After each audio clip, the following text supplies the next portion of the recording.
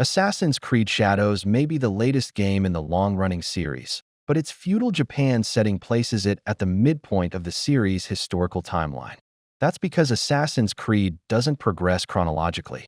This long-running franchise hops forwards and backwards in time between each entry, exploring significant events from as far back as the Peloponnesian War in ancient Greece and right up to the dawn of the First World War, with 14 games in the mainline series and counting. The timeline of these events is increasingly complex. That's why I'd poured over every scrap of lore to make sense of the series' centuries-spanning timeline, the overarching story, and how the games all fit together. The result is this timeline, which covers all the key events in the Assassin's Creed timeline in chronological order. Before we can jump into the timeline, we need to cover a little bit of lore. Way back, when a highly advanced civilization of godlike beings ruled the Earth, known as the ISU, they created the human race to act as their slaves. Humanity was kept under ISU control through the use of the Apples of Eden, a collection of incredibly powerful artifacts. People generally dislike being enslaved, though, and so too humans. Even Adam stole an apple of Eden and escaped the ISU, triggering something of a revolutionary war. The war between the ISU and humanity continued for a decade, but was cut short when a solar flare hit the Earth. The ISU were obliterated. The remains of humanity, meanwhile, were able to rise from the ashes and inherit the Earth as the Peloponnesian War rages in Greece. A mercenary named Cassandra discovers the Cult of Cosmos, a shadowy organization that has secretly been orchestrating the war.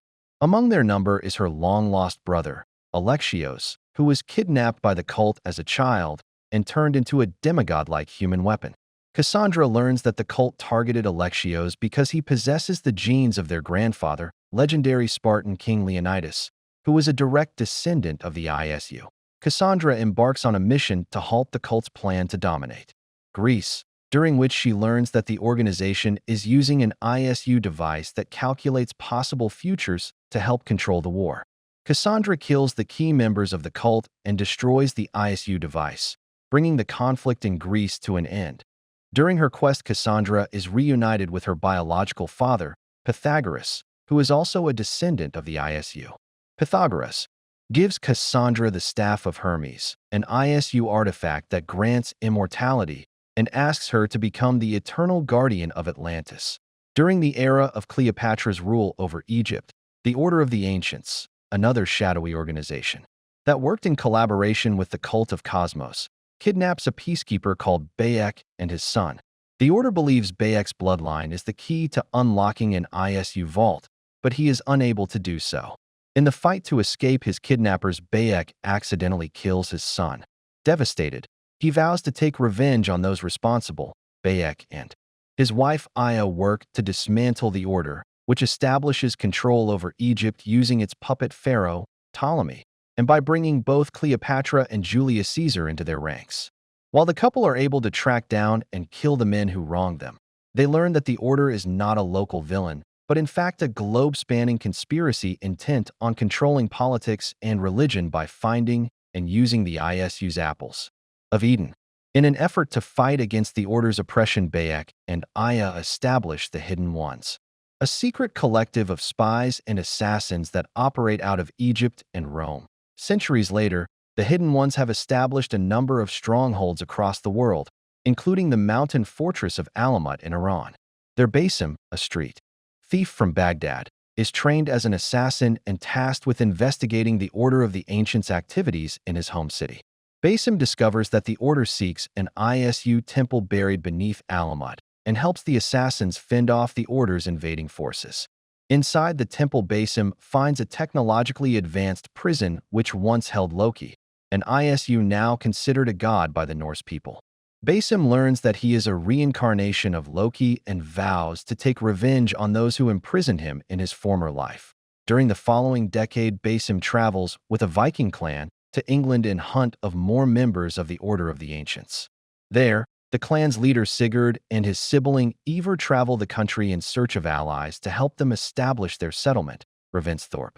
As the pair aid neighboring communities, they learn of the tyranny of King Alfred, a leader within the order who wishes to overthrow the current regime and replace it with a Christian system. After discovering an ISU artifact, Sigurd begins to experience visions that convince him he is a god. Returning to Norway to investigate the hallucinations, Basim reveals that Eivor and Sigurd are reincarnations of Odin and Tyr, the ISU who imprison Loki, and that he has been hunting them down to enact his revenge. Eivor survives the attack and traps Basim in a simulated world generated by an ISU computer shaped like the Yggdrasil tree. Traumatized by the events, Sigurd passes leadership of the clan to Eivor, who heads back to England to defeat King Eiford at the Battle of Chippenham and return to Ravensthorpe as a hero. The next 300 years see the Hidden Ones adapt and change, eventually becoming known as the Assassin Brotherhood by the end of the 11th century. Its foe also evolves. King Eiford's quest for a God-fearing system morphs the Order of the Ancients into the Knights Templar. But while the cult structure is new, its goals are not. The Templars are still hell-bent on establishing a new world order.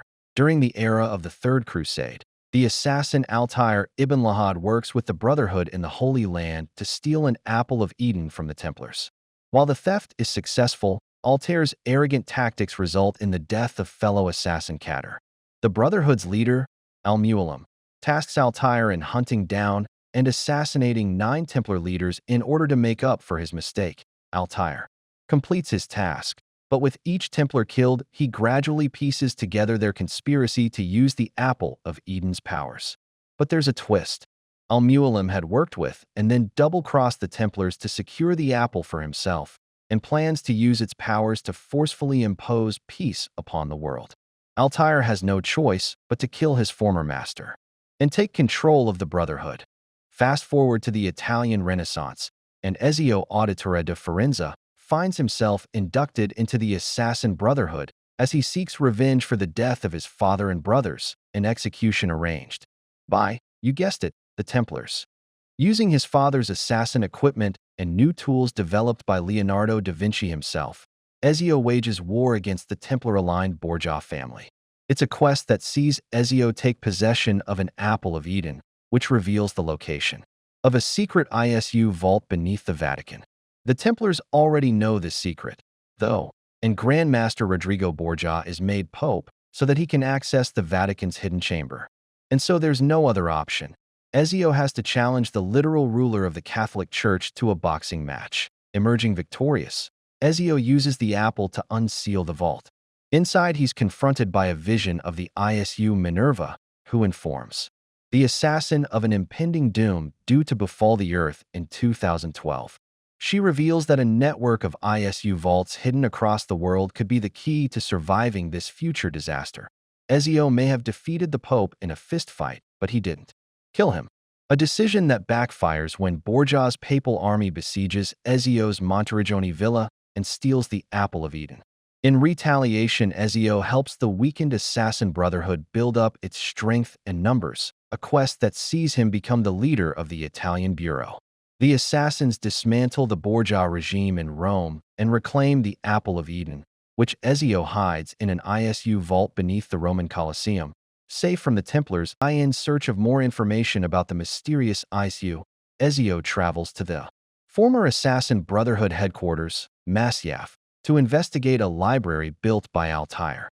Annoyingly, the Templars have already discovered the library and begun to collect the 5 keys required to unlock it. To halt their progress, Ezio travels to Constantinople, where he allies with the Ottoman assassins against the local Byzantine Templars. His efforts disrupt the Templars' goal to re-establish the Byzantine Empire and secure the library keys it had claimed. Inside the Masyaf library, Ezio discovers Altair's remains. The former assassin leader had locked himself inside with his own Apple of Eden in an effort to keep it out of the hands of the Templars. The apple projects a message from Jupiter, another ISU, who reveals that important data that could aid humanity. Survive the apocalypse has been collected in the Grand Temple. Understanding that this knowledge is not meant for him, but instead a mysterious observer, Ezio leaves the library and keeps the apple locked inside as Altair had intended.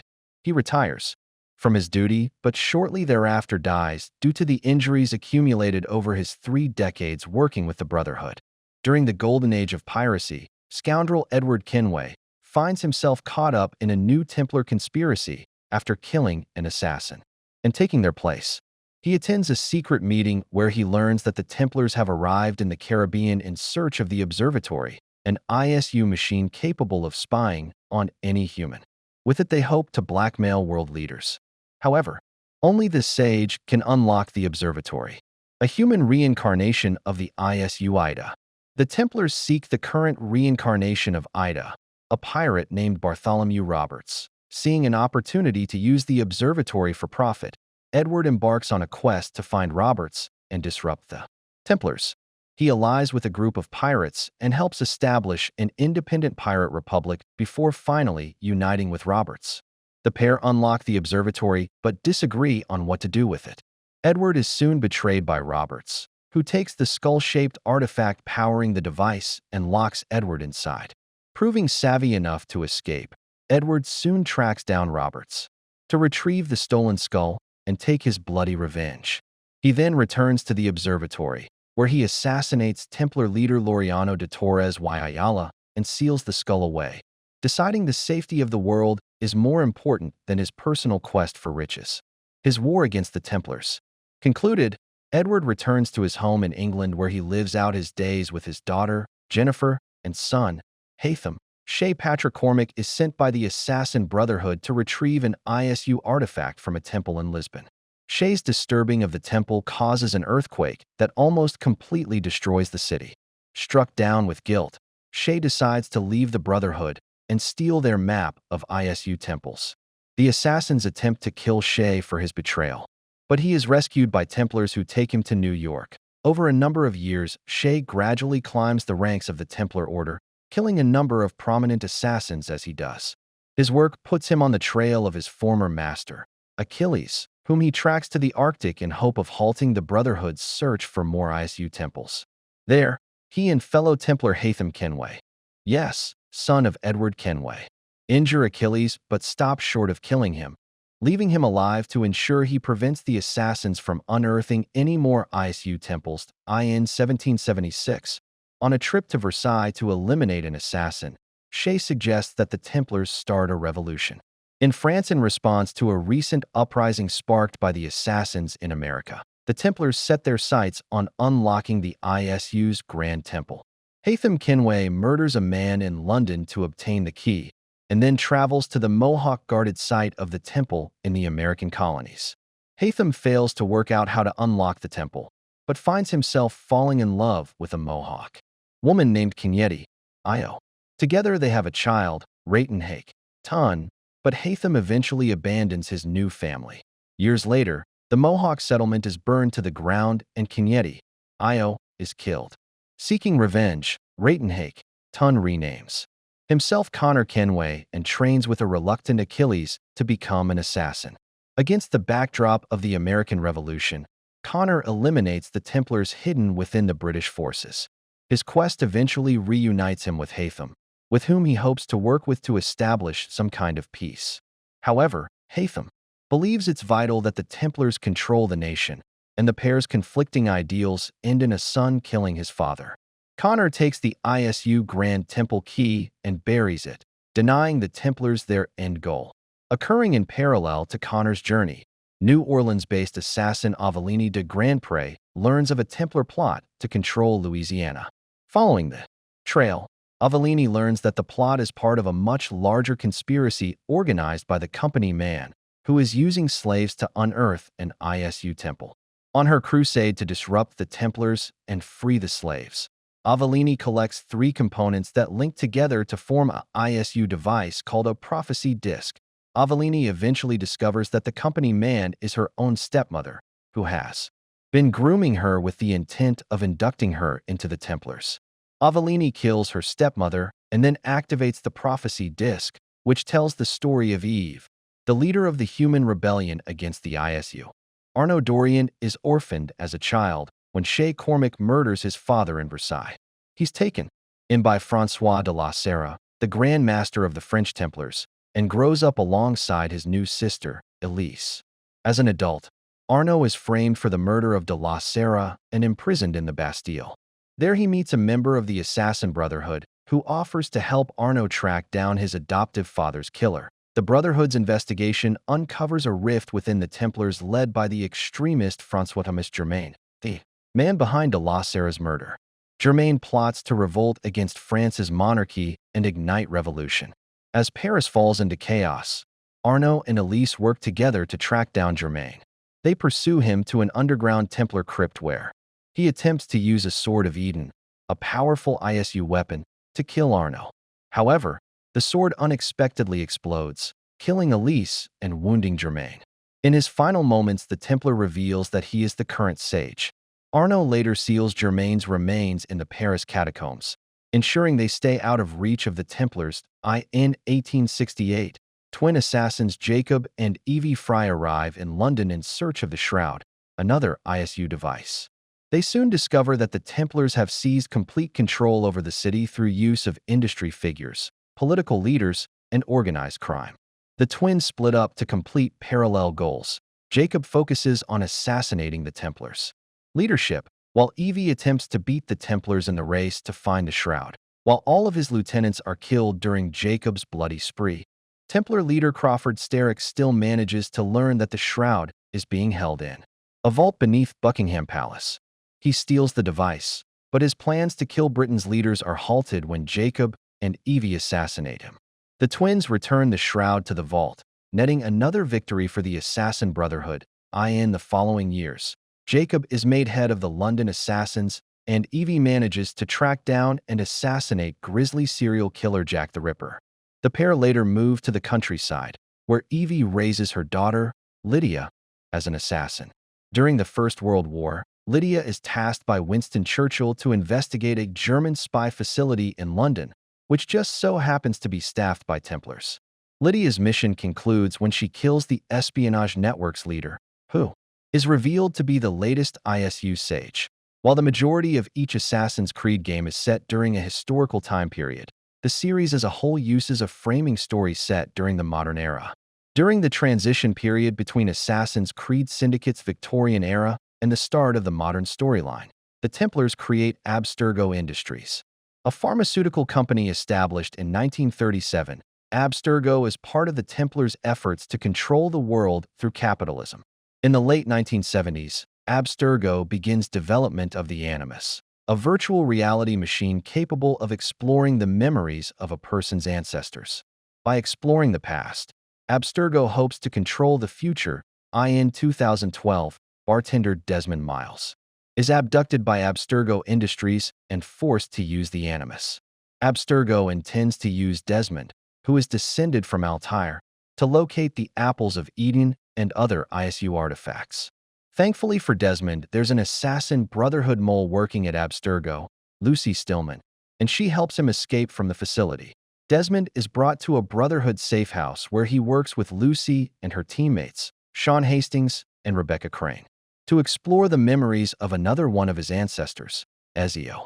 Desmond learns of the impending apocalypse via Ezio's encounter with Minerva beneath the Vatican, kickstarting the Assassin's quest to prevent the end of the world. By exploring more of Ezio's memories, Desmond is able to find the Apple of Eden that was hidden beneath the Roman Colosseum. Unfortunately, the apple projects a vision of Juno, a villainous ISU who possesses Desmond and forces him to kill Lucy. The traumatic ordeal puts Desmond into a coma, but he's still able to explore Ezio's final memories despite such a medical emergency. Through them, he observes Ezio's discovery of Altair's library and Jupiter's message revealing the existence of the Grand Temple. Awakening from his coma, Desmond travels with Sean and Rebecca to the ISU Grand Temple in New York, where they meet with William Miles, Desmond's father and the leader of the modern Assassin Brotherhood. By reliving the memories of Connor Kenway, Desmond is able to locate the key to the temple. Inside, the group discover that the ISU technology can prevent the apocalypse, but at the cost of killing Desmond and unleashing the imprisoned Juno, who plans to control humanity. Desmond decides to sacrifice himself, believing humanity will be able to defeat Juno. Abstergo uses samples taken from Desmond's body to continue their hunt for ISU technology via his ancestors' memories. In hopes of discovering the location of the observatory, Abstergo assigns the noob, an unnamed researcher, to explore the memories of Edward Kenway. During their assignment, the noob is tasked by the company's head of IT, John Standish, to hack Abstergo's computers and hunt of information on the assassins. Standish is eventually revealed to be the modern-day sage, and he intends to use the noob as a host for Juno. However, it turns out that Juno is not yet ready to emerge into the world, and so Standish attempts to murder the noob to keep her existence secret. Unfortunately for him, he's killed by Abstergo security, who believe him responsible for the hacks. In a bold attempt to track down the remains of former sages, Abstergo releases Helix to the public, a video game-like software that allows players to experience genetic memories. Guided by an assassin called Bishop, an unnamed initiate relives the life of Arnaud Dorian in search of the remains of François Thomas Germain, a sage from the 1700s. Learning that Arnaud sealed Germain's bones away in the Paris catacombs, Bishop believes the sage's remains are safe from Abstergo's grasp. The following year, the initiate is tasked with finding the shroud, an ISU device, hidden in London. By exploring the memories of Jacob and Evie Fry, the initiate learns that the shroud is hidden beneath Buckingham Palace. Sean Hastings and Rebecca Crane are sent to retrieve it, but Abstergo beats them to it. By hacking a senior Templar's computer, the assassins learn that Abstergo intends to use the shroud to create a living ISU.